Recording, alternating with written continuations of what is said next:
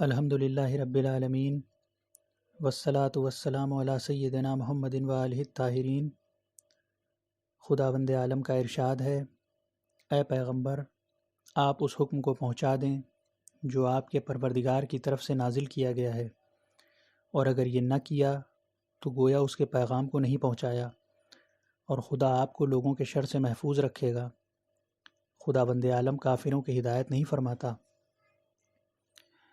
ہم یہاں تمام روایات کے پیش نظر واقعہ غدیر کا خلاصہ بیان کرتے ہیں، البتہ یہ عرض کر دیا جائے کہ بعض روایات میں یہ واقعہ تفصیلی اور بعض میں مختصر طور پر بیان ہوا ہے، بعض میں واقعے کے ایک پہلو اور بعض میں کسی دوسرے پہلو کی طرف اشارہ ہوا ہے۔ چنانچہ ان تمام روایات کا خلاصہ یہ ہے کہ پیغمبر اکرم صلی اللہ علیہ وآلہ وسلم کی زندگی کا آخری سال تھا۔ حجۃ الوداع کے مراسم جس قدر باوقار اور باعظمت ہو سکتے تھے، وہ پیغمبر اکرم کی ہمراہی میں اختتام پذیر ہوئے۔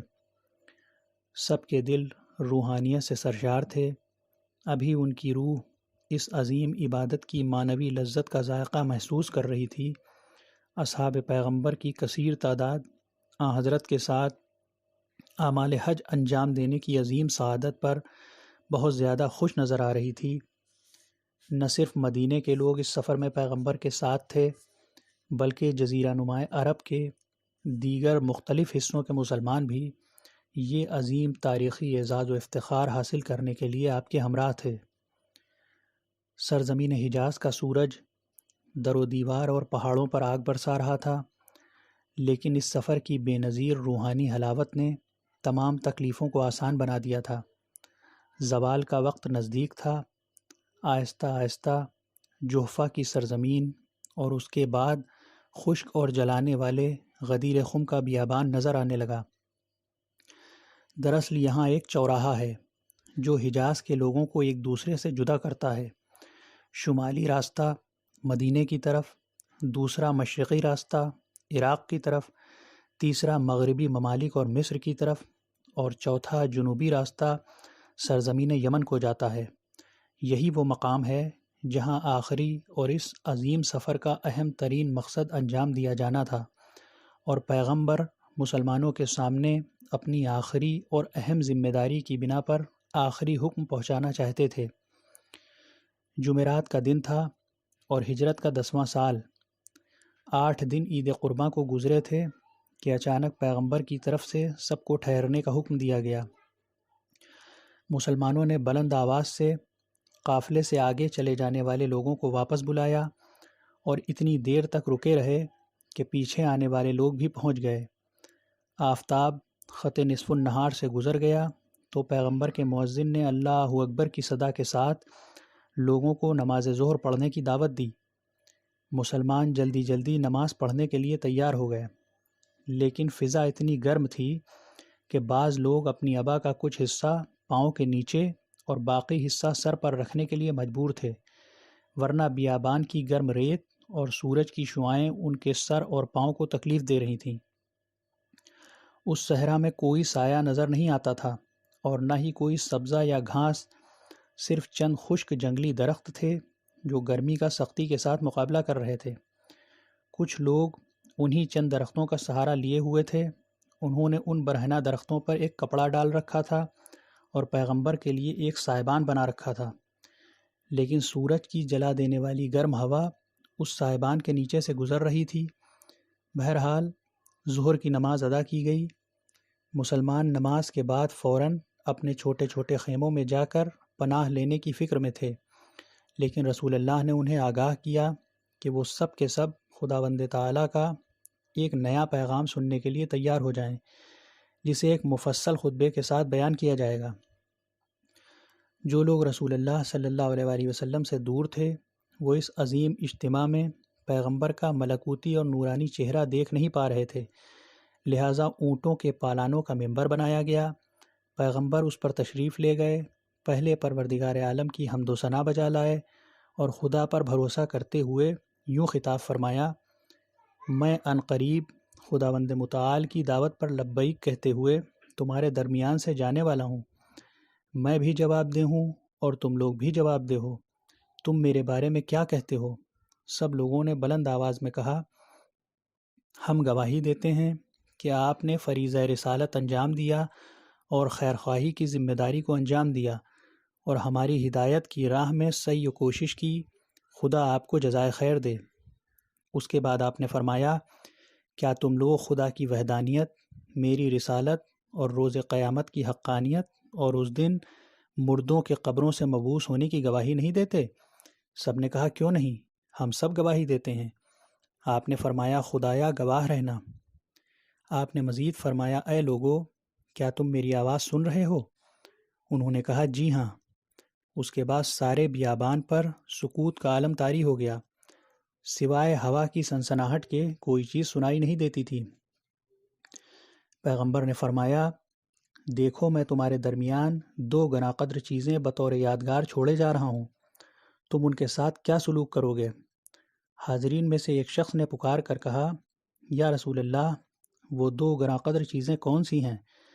تو پیغمبر اکرم نے فرمایا، پہلی چیز تو اللہ کی کتاب ہے جو ثقل اکبر ہے، اس کا ایک سرا پروردگار عالم کے قبضہ قدرت میں ہے اور دوسرا سرا تمہارے ہاتھ میں ہے، اس سے ہاتھ نہ ہٹانا ورنہ تم گمراہ ہو جاؤ گے۔ دوسری گراں قدر یادگار میرے اہل بیت ہیں، اور مجھے خدائے لطیف و خبیر نے خبر دی ہے کہ یہ دونوں ایک دوسرے سے جدا نہیں ہوں گے یہاں تک کہ بہشت میں مجھ سے آ ملیں۔ ان دونوں سے آگے بڑھنے اور ان سے تجاوز کرنے کی کوشش نہ کرنا، اور نہ ہی ان سے پیچھے رہنا کہ اس صورت میں بھی تم ہلاک ہو جاؤ گے۔ اچانک لوگوں نے دیکھا کہ رسول اللہ اپنے ارد گرد نگاہیں دوڑا رہے ہیں، گویا کسی کو تلاش کر رہے ہیں۔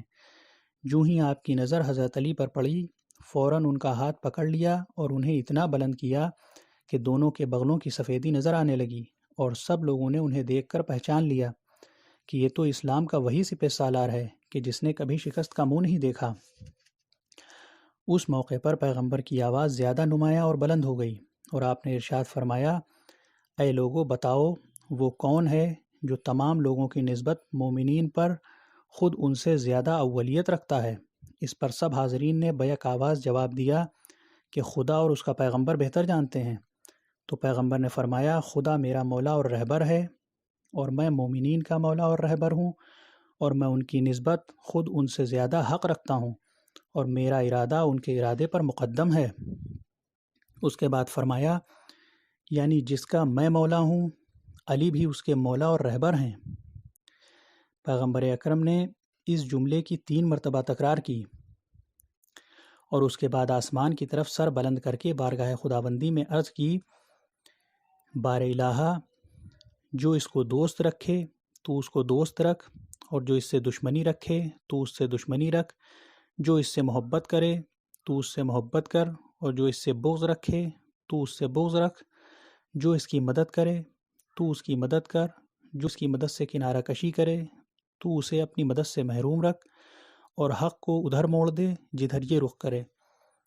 اس کے بعد فرمایا، تمام حاضرین آگاہ ہو جائیں کہ یہ سب کی ذمہ داری ہے کہ وہ اس بات کو ان لوگوں تک پہنچائیں جو یہاں پر اس وقت موجود نہیں ہیں۔ پیغمبر کا خطبہ ختم ہو گیا۔ پیغمبر پسینے میں شرابور تھے، حضرت علی بھی پسینے میں غرق تھے، دوسرے تمام حاضرین کے بھی سر سے پاؤں تک پسینہ بہہ رہا تھا۔ ابھی اس جمعیت کی صفیں ایک دوسرے سے جدا نہیں ہوئی تھیں کہ جبریل امین وحی لے کر نازل ہوئے اور پیغمبر کو ان الفاظ میں تکمیل دین کی بشارت دی، آج کے دن ہم نے تمہارے لیے تمہارے دین اور آئین کو کامل کر دیا اور اپنی نعمت کو تم پر تمام کر دیا۔ اتمام نعمت کا پیغام سن کر پیغمبر اکرم صلی اللہ علیہ وآلہ وسلم نے فرمایا، اللہ اکبر، اللہ اکبر، ہر طرح کی بزرگی و بڑائی خدا ہی کے لیے ہے کہ جس نے اپنے دین کو کامل فرمایا اور اپنی نعمت کو ہم پر تمام کیا، اور ہماری نبوت اور رسالت اور میرے بعد علی کی ولایت کے لیے راضی ہوا۔ پیغمبر کی زبان مبارک سے امیر المومنین علی ابن ابی طالب کی ولایت کا اعلان سن کر حاضرین میں مبارکباد کا شور بلند ہوا۔ لوگ بڑھ چڑھ کر اس اعزاز و منصب پر حضرت علی کو اپنی طرف سے مبارکباد پیش کرنے لگے۔ چنانچہ معروف شخصیتوں کی طرف سے مبارکباد کے یہ الفاظ تاریخ کے اوراق میں محفوظ ہیں کہ انہوں نے کہا، مبارک ہو اے فرزند ابو طالب کہ آپ میرے اور تمام صاحبان ایمان مرد اور عورتوں کے مولا اور رہبر ہو گئے۔ اس وقت ابن عباس نے کہا بخدا یہ عہد و پیمان سب کی گردنوں میں باقی رہے گا۔ اس موقع پر مشہور شاعر حسان بن ثابت نے پیغمبر اکرم صلی اللہ علیہ وآلہ وسلم سے اجازت طلب کی کہ اس موقع کی مناسبت سے کچھ شعر کہوں، چنانچہ انہوں نے یہ مشہور و معروف اشعار پڑھے۔